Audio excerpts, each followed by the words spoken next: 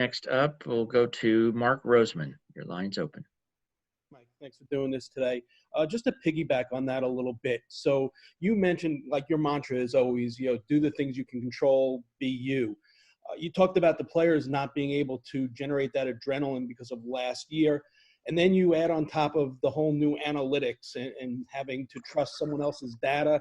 And then you throw one more layer on that. Players have to take on social causes.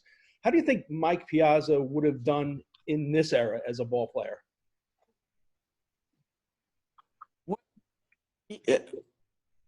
I think that's a good question. I think ultimately, though,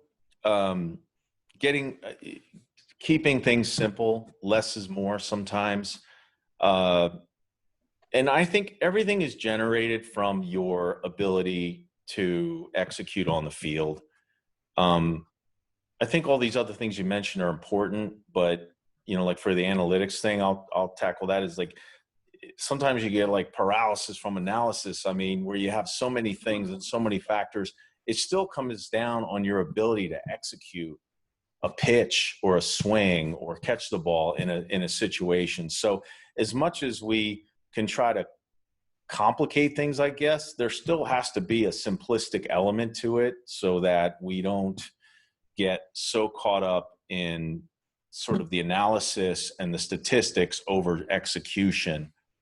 And I think it's interesting because you have such a hyper intense information, metadata, and all these things, but you also have to bring in the right chemistry as far as character guys and guys that are going to go play hurt and inspire other players and bring up the right sort of blend, I guess, for a team.